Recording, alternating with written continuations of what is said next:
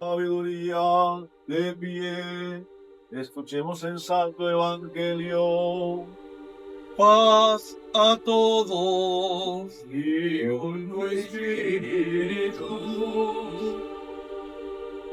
Proclamación del santo evangelio según San Lucas. Atendamos.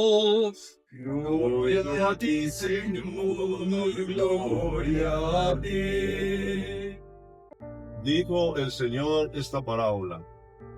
Un hombre tenía 2 hijos y el menor de ellos dijo al padre: Padre, dame la parte de la hacienda que me corresponde.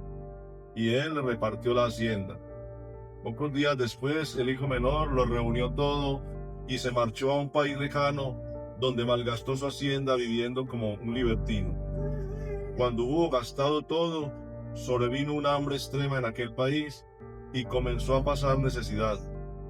Entonces fue y se acostó con uno de los ciudadanos de aquel país, que lo envió a sus fincas a apacentar puercos, y deseaba llenar su vientre con las algarrobas que comían los puercos, pero nadie se las daba. Y volviendo en sí mismo, dijo: ¿Cuántos jornaleros de mi padre tienen pan en abundancia, mientras que yo aquí me muero de hambre? Me levantaré, iré a mi padre y le diré: Padre, pequé contra el cielo y ante ti. Ya no merezco ser llamado hijo tuyo. Trátame como a uno de tus jornaleros. Y levantándose, partió hacia su padre. Estando él todavía lejos, le vio su padre y conmovido corrió, se echó a su cuello y le besó efusivamente. El hijo le dijo: Padre, pequé contra el cielo y ante ti. Ya no merezco ser llamado hijo tuyo. Pero el padre dijo a sus siervos: Traigan a prisa el mejor vestido y vístanlo. Pónganle un anillo en su mano y unas sandalias en los pies. Traigan el novillo cebado, mátenlo, comamos y celebremos una fiesta, porque este hijo mío estaba muerto y ha vuelto a la vida. Estaba perdido y ha sido hallado. Y comenzaron la fiesta. Su hijo mayor estaba en el campo, y al volver, cuando se acercó a la casa, oyó la música y las danzas. Llamó a uno de los criados y le preguntó qué era aquello. Él le dijo: Ha vuelto tu hermano y tu padre ha matado el novillo cebado, porque le ha recobrado sano. Él se irritó y no quería entrar. Salió su padre y le suplicaba, pero él replicó: Hace tantos años que te sirvo y jamás dejé de cumplir una orden tuya, pero nunca me has dado un cabrito para tener una fiesta con mis amigos. Y ahora que ha venido ese hijo tuyo, que ha devorado tu hacienda con prostitutas, has matado para él el novillo cebado. Pero él le dijo: Hijo, tú siempre estás conmigo, y todo lo mío es tuyo, pero convenía celebrar una fiesta y alegrarse porque este hermano tuyo estaba muerto y ha vuelto a la vida, estaba perdido y ha sido hallado. Gloria a ti, Señor, gloria a ti.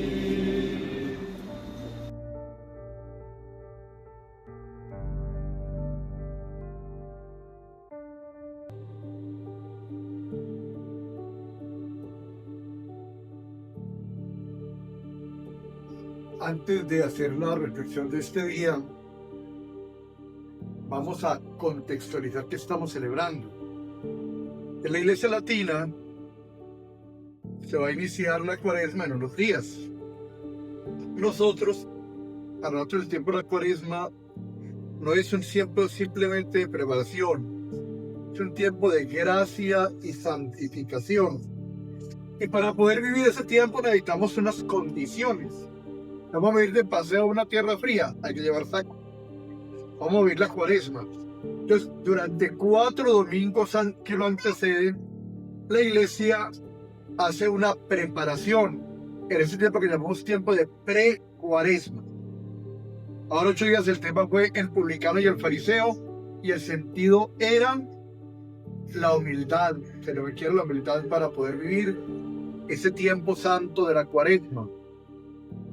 Hoy, el hijo pródigo, que nos está hablando del deseo de retornar a la casa del Padre.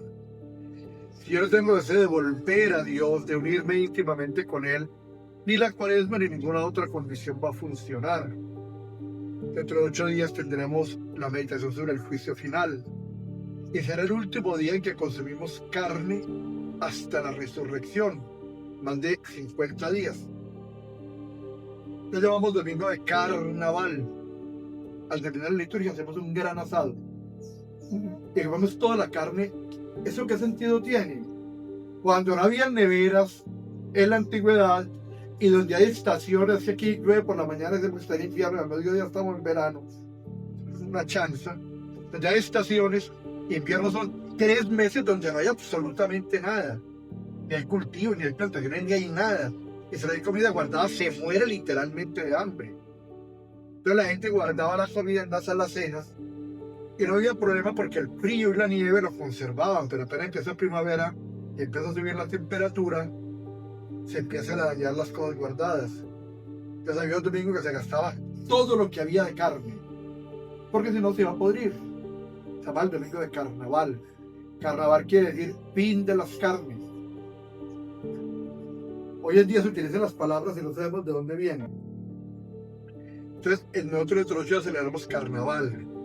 Hasta ese día comemos carne y empezamos el sacrificio del ayuno de carne hasta la resurrección. Y el cuarto domingo, 8 días después que termina la pre-cuaresma, es el domingo del perdón. Y lo último que faltaba en la cena para que se dañara eran los lácteos, los quesos. Se consumen todos los lácteos. Hasta el día tomamos lácteos. Se llama el domingo de los lactinios. Y al día siguiente, ¿cómo fue la cena? Quedó limpia, pelada. Al día siguiente, el lunes, lo llamamos lunes limpio, y se inicia la Cuaresma. La Cuaresma ortodoxa no se inicia por miércoles de ceniza, eso no es una práctica nuestra, sino con el inicio del ayuno de todo producto animal. Y esos 3 primeros días no se prende el fogón en las casas. De la tradición es que al mediodía la gente va a algún lugar, a un parque, a alguna parte, con un mantelito y llevan frutas y jugos de frutas. Se come y el resto de trae y se deja en el comedor de la casa. Y cuando hay hambre se come un poquito de fruta, un poquito de jugo, pero 3 días de estricto ayuno. Y así se vive la Cuaresma en la Iglesia Ortodoxa. Entonces, estamos viviendo el segundo domingo de la pre-Cuaresma. Humildad del tema de los 8 días, hoy el deseo de volver a Dios. La próxima semana, el Señor que es dueño de todo cuanto existe, del principio y del fin. Y finalmente, Señor, nos reconciliamos con los hermanos. Restauración agrada a Dios y tenemos el domingo del perdón. Además, hoy estamos celebrando una fiesta que se celebró el lunes, pero como no hubo liturgia, la estamos celebrando hoy, que es la presentación del niño Jesús en el templo. Eso es lo que representa el ícono. Cuando Jesús fue presentado en el templo, el anciano Simeón y la profetisa Ana lo reciben. Para nosotros es una de las 12 fiestas mayores. La celebramos a la par con la Iglesia Latina. Se llama el Día de la Candelaria. Vamos entonces a mirar un poquitico el tema de hoy. El Evangelio de este día está enmarcado en el capítulo 15 del Evangelio de Juan y forma parte de 3 parábolas. Tenemos las parábolas de la misericordia. Esta es la tercera, la última de las 3 parábolas. La otra es la de la lágrima perdida y la mujer viuda, en fin. ¿Y de qué nos va a hablar? Nos va a hablar no del hijo pródigo, sino del Padre misericordioso. Va a presentar la imagen de lo que es Dios. Van a ver básicamente 3 personajes: el hijo mayor, el hijo menor y el Padre de misericordia. El hijo menor es aquel que, descontextualizado de toda realidad, siente que él es el dueño de las cosas, que perdió el sentido de la gratuidad, ¿Cuántos hijos sienten que son dueños de lo que nunca han trabajado simplemente porque algún día lo van a heredar? Pero con pleno y total derecho, él dice, dame la parte de la herencia que me corresponde. Le corresponderá el día que se muera, pero es que para él el papá ya había muerto. No importaba. No tenía sentido. Y prefería los bienes a la presencia del padre. Había muerto. ¿Cuántas veces cuando ante consignas como el aborto o la eutanasia aparece gente hablando de la propiedad sobre la vida, está igualito al hijo pródigo? Usted es dueño de su vida, usted se la dio, usted se dio la vida a sí mismo y ninguno otro la ha dado. Es siempre un don de Dios. Pero cuando perdemos ese sentido, entonces nuestra realidad cambia y creemos que soy el dueño, que tengo derechos que solamente vienen de la gratuidad amorosa. Porque amo a mi hijo, le entrego lo que he trabajado, pero porque lo amo. Ese derecho nace del amor. Los derechos que nosotros a veces los indilgamos en nuestra fe. La misericordia de Dios, por ejemplo. Hay personas que de una manera muy especial interpretan el texto como quieran. Sí, padre, eso puede ser válido, pero es que en mi caso, y aparece la doble moral, y él se siente dueño de la misericordia de Dios y la ley de Dios no aplica para él. Hay que recordar que esa misericordia o ese amor de Dios no tiene correlación ni proporcionalidad con nuestra respuesta. Dios nos ama infinitamente más de lo que nosotros lo podemos amar.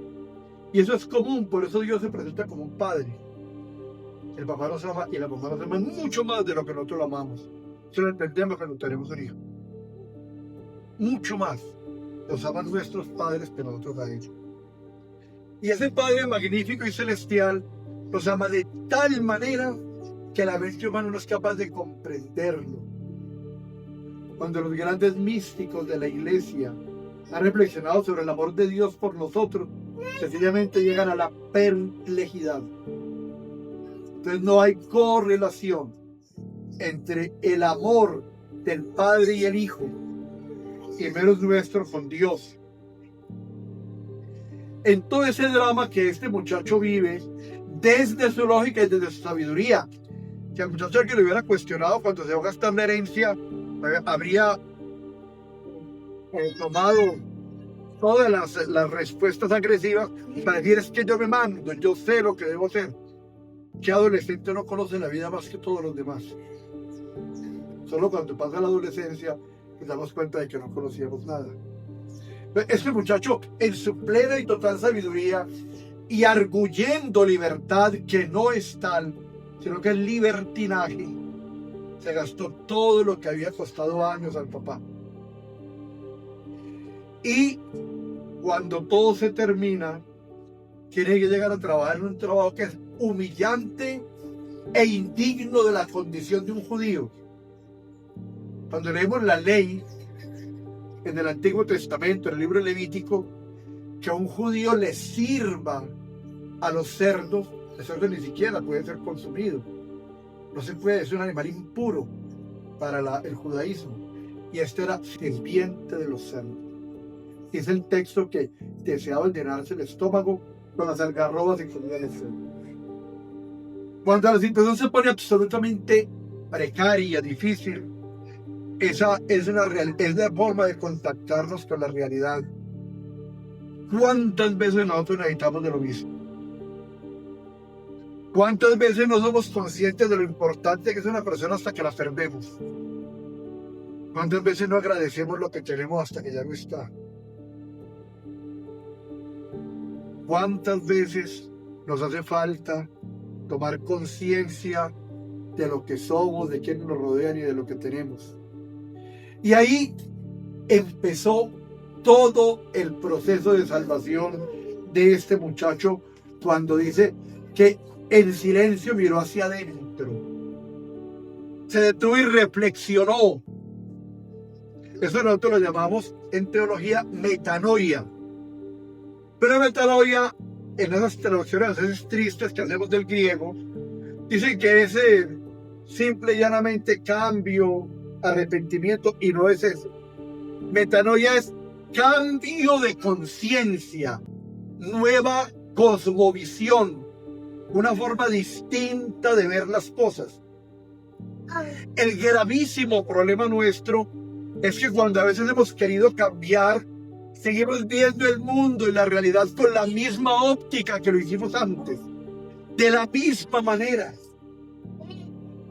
Y mientras no cambie nuestra forma de ver la realidad, de concebir el mundo, nuestras reacciones seguirán siendo iguales.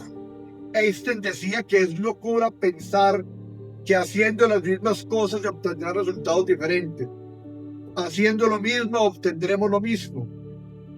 Arrepentimiento que nos lleva a esa metanoia, ese cambio total de la forma de entender, no sirve. Y somos exactamente igual como el bucarroncito ese que le pega el vidrio y cae al piso y vuelve y se levanta y vuelve y le pega el vidrio y vuelve y le pega. ¿Cuántas veces cometemos los mismos errores? Lloramos de arrepentimiento un momento por mi mala actuación, porque con esto iba a destruir mi hogar, porque con esto perdí una amistad, porque con esto me metió un problema grave. Y a veces, lamentablemente, al poco tiempo estamos haciendo lo mismo, reincidiendo. ¿Por qué? Porque no hubo una metanoia, un cambio de actitud, una visión renovada de los hechos. Dentro del proceso que la iglesia nos enseña, la metanoia es un elemento fundamental. Querer cambiar de actitud, de cosmovisión.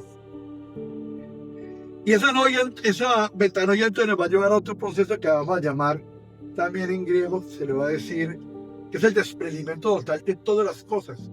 Empezar a soltar cosas que yo sé que me van a hacer daño. Le llamamos la kenosis, el vaciamiento.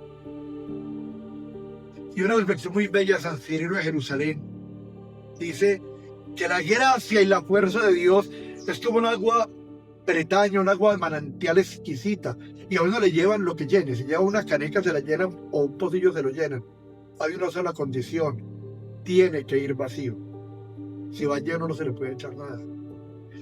¿Cuántas veces nuestra vida se ha llenado de tonterías, de mentiras, de necesidades creadas por una sociedad consumista, de verdades que apuntan a todo menos a una realidad espiritual, que nos han reducido simplemente a nuestra condición material y han generado un profundo vacío en nuestro interior?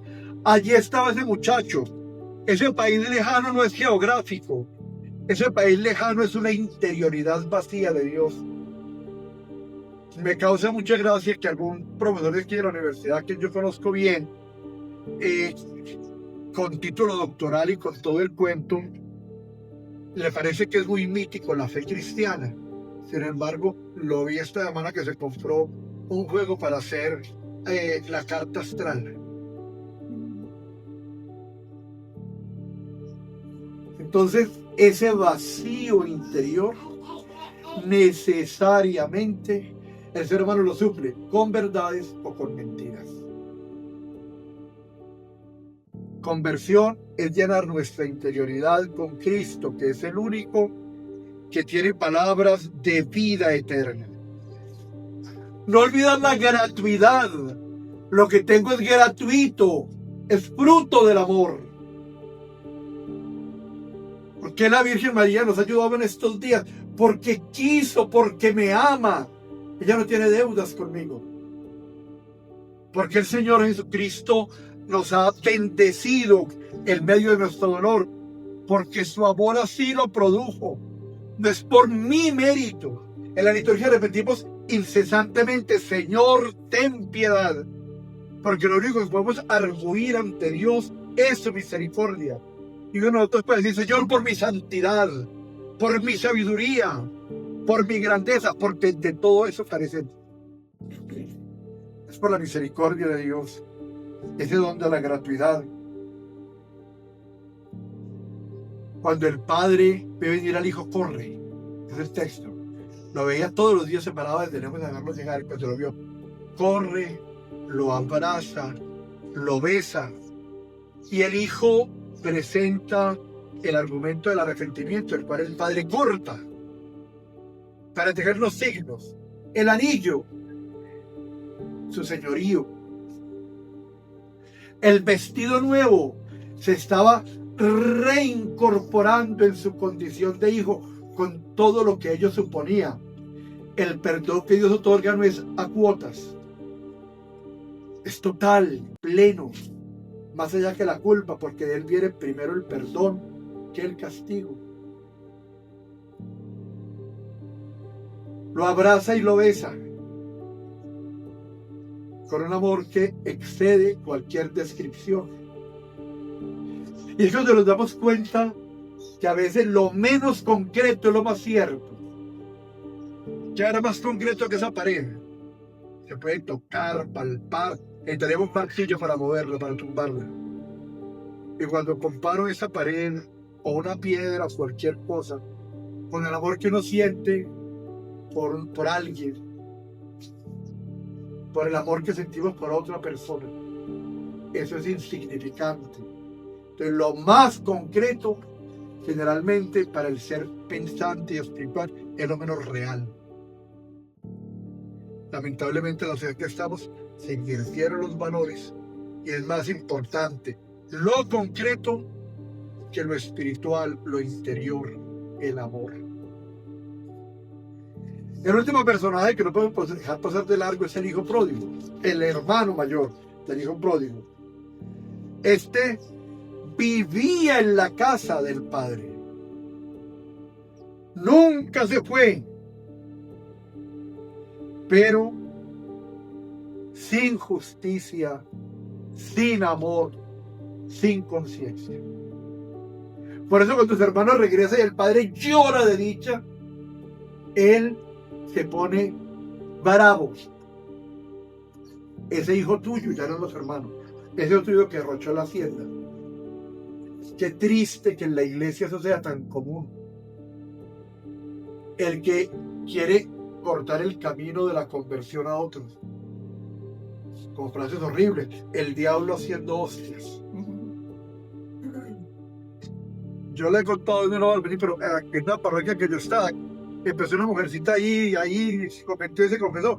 Y las señoras santas de la iglesia decían, padre, cuidado, esa mujer no sabe quién es. Y contaba con despropósitos todos sus vejámenes de orden sexual, moral, que consumía drogas, todo, porque se sentían ofendidas porque se estaba convirtiendo a Dios. ¿Cuántas veces yo soy obstáculo para que otro se convierta? Hasta hay un exégesis del texto, aplicación. Usted es consciente que todo, empezando por la fe, es un regalo de Dios. Su vida es un regalo de Dios. Ese hijo al que amamos es un regalo que Dios puso en mi vida. Esa inteligencia que tengo es un regalo que Dios me dio. Mi trabajo es un regalo que Dios me dio. Sus méritos. ¿Qué tiene usted diferente con aquella persona que no está en capacidad de entender como nosotros? Está lisiado, que no puede ver, que no puede oír, que no puede caminar. ¿Qué privilegio tiene usted sobre él? Ninguno. Sus dones son regalos gratuitos del amor de Dios, ante los cuales solo queda dar gracias. Y como lo dicen los tropales que cantamos hoy en las laudes, vemos el hijo pródigo, un muchacho tan descabezado. Y yo, ¿cuántas veces yo también he derrochado la gracia que Dios me ha dado? El amor de Dios no he derrochado y he pasado de largo. ¿Cuántas veces he tenido que escoger entre asistir a la Eucaristía e irme de paseo o ver un partido o irme con unos amigos? He preferido los segundos, yo he quedado hacia el lateral. El hijo pródigo despilfarró, no supo apreciar, malgastó la herencia de su padre. ¿Cuántas veces usted me ha malgastado? He hecho de lado, no he acogido todo lo bondadoso que Dios me ha regalado. Ojalá que hoy en el corazón de cada uno de nosotros nazca ese deseo. Quiero volver a Dios. Quiero volver al Padre. Y que llegamos como Pedro. Señor, ¿a quién iremos? Solo tú tienes palabras de vida eterna.